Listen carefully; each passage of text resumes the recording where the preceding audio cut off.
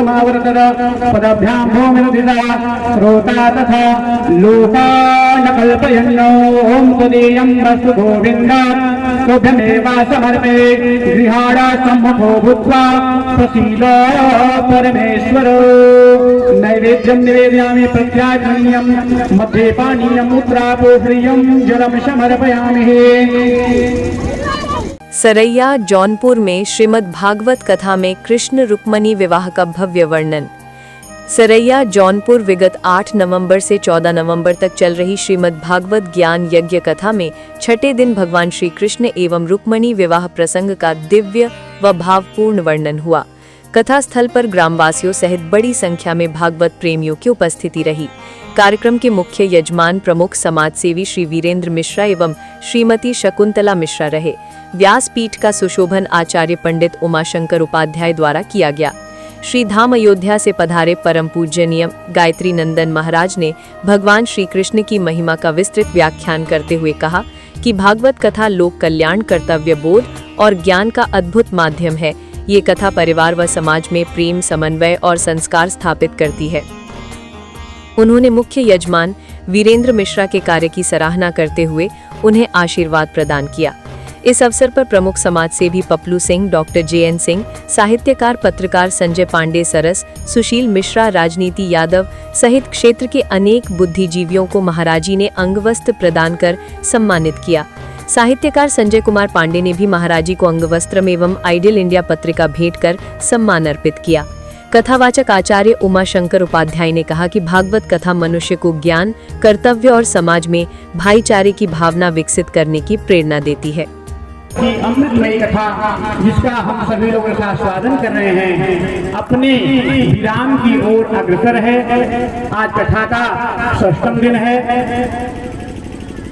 तो ग्राम समाज के जितने भी धर्मानुरागी भक्तगण हैं, हम सबसे अनुग्रह करते हैं कि परम पूज्य व्यास जी महाराज मंचासीन हो चुके हैं। अतः हमारी आवाज आपके मधुर कर्ण क्षेत्रों तक जहां तक भी पहुंच रही है, आप समय से उपस्थित होने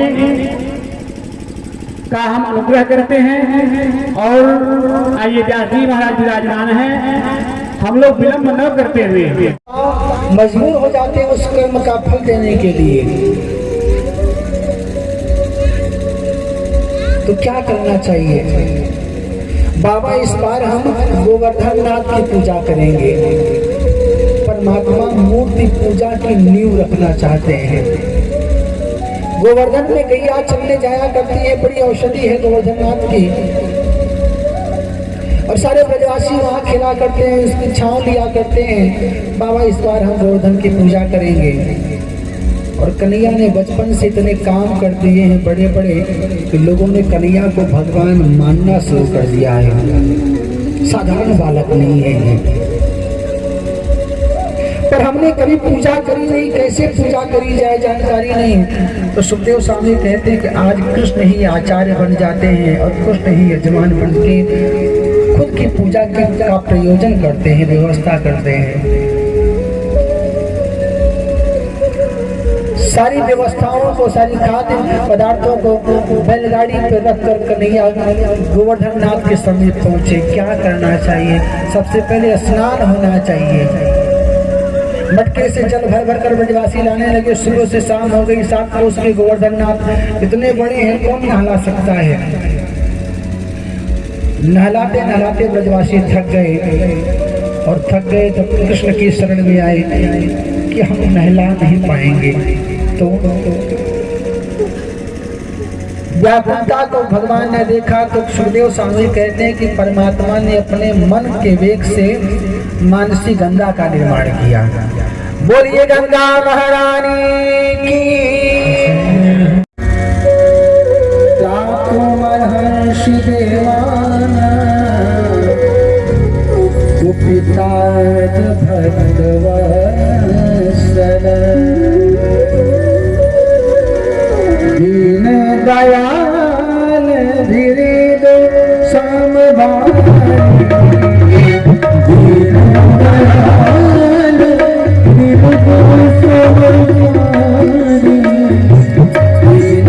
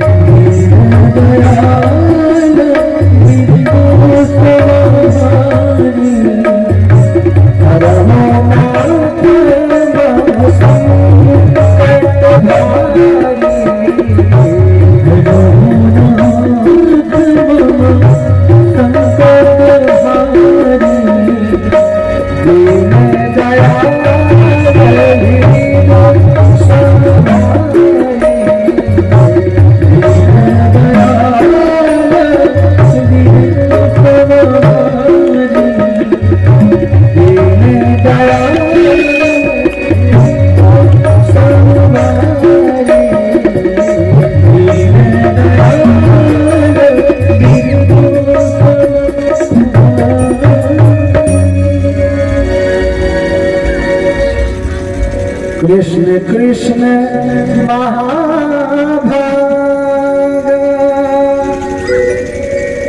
हे गोविंद, हे माधव, हे मुरारी, तन्नाथ गोकुलम प्रभो। आप गोकुल के नाथ हैं, और नाथ के होते ही अगर गोकुल अनाथ हो जाए तो फिर आपके रहने का क्या फायदा। अगर आप नाथ हैं तो हमको अनाथ होने से बचाइए।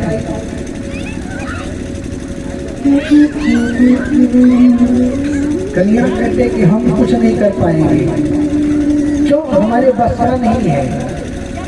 तो कौन कर सकता है, किसके बस का है? जिसकी पूजा करी है हम लोगों ने,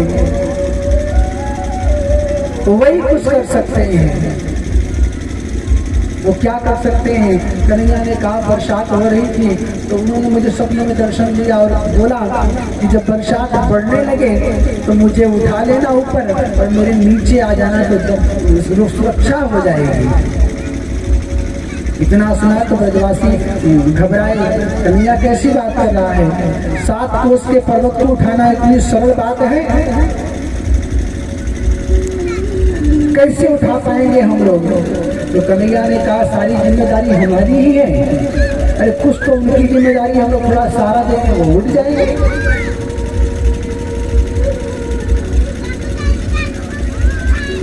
विश्वास हो गया, हाँ उठ जाएंगे। कन्हैया ब्रजवासियों को लेके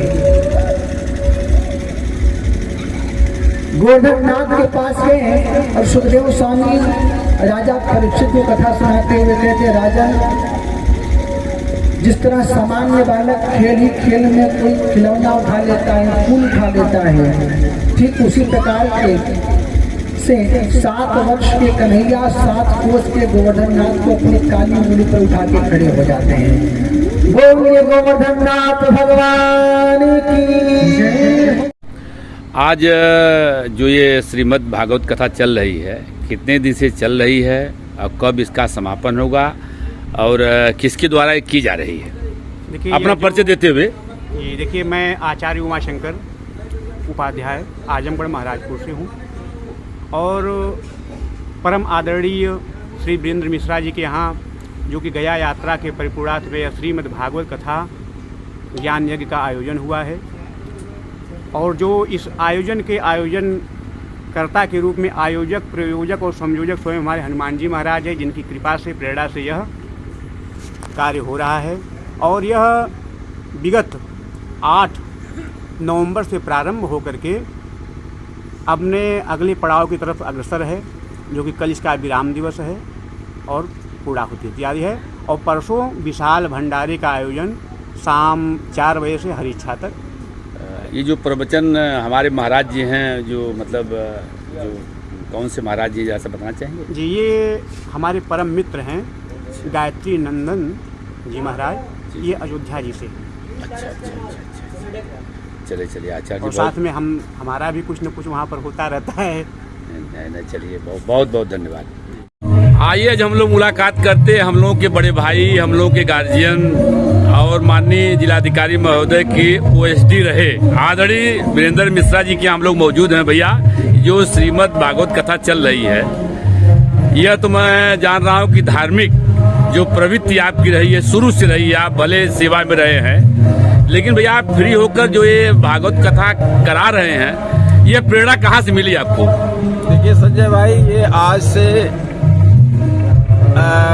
करीब आज चौथा दिन है, 5वां दिन है और 8 तारीख से ये कथा चल रही है और आसपास के क्षेत्र से सैकड़ों की संख्या में लोग इसमें आ रहे हैं और अपनी सहभागिता दे रहे हैं। साथ साथ इससे लोगों में एक धार्मिक भावना की बलवती हो रही है और लोग सनातन धर्म के प्रति जागरूक हो रहे हैं। दूसरी चीज ये है कि लोग कम से कम धर्म की तरफ अग्रसर होने के इच्छुक दिखाई पड़ रहे हैं और खासकर महिलाओं में, मातृशक्तियों में इसका बहुत जबरदस्त असर पड़ा है और असर हो रहा है। ये आज 5वां दिन है इस कथा का। हमारे परम पूज्य गायत्री नंदन जी जो कि अयोध्या से आए हुए हैं, उनकी कथा चल रही है। आज श्री कृष्ण और रुक्मिणी जी के विवाह का कार्यक्रम है और कल अंतिम दिन है, 14 तारीख को, 15 को भंडारा है। यद्यपि कल शाम से ही भंडारे का प्रोग्राम बन चुका है। जी जी जी। जो लोग आएंगे कल शाम से ही प्रसाद ग्रहण करेंगे और परसों तो भव्य भंडारे का कार्यक्रम रखा ही गया है। तो हम चाहेंगे कि हमारे इष्ट मित्र, सगे संबंधी, बंधु बांधव इस कार्यक्रम में अधिक से अधिक प्रतिभाग करें। धन्यवाद। नहीं भैया, बड़ी खुशी होती है कि आप अपने हर चाहने वाले, हर शुभचिंतक को स्वयं आपने व्हाट्सएप किया। यह बहुत हम लोगों की सौभाग्य की बात है। भैया ने सबको इन्फॉर्मेशन दिया है और सनातन के प्रति जो आपने जागरूकता, खासतौर से जो महिलाएं जिनके अंदर जो एक धार्मिक प्रवृत्ति रहती है, लेकिन इस प्रकार के कार्यक्रम से लोगों के बीच में जागरूकता बढ़ी है। भैया आपको बहुत बहुत धन्यवाद। इस तरह से मैं सोच रहा हूँ भैया की बहुत सोच होगी, इस तरह से बहुत अद्भुत कार्यक्रम होंगे। इसके लिए बहुत बहुत धन्यवाद आपको। इसके बाद हमारी कुछ इच्छा है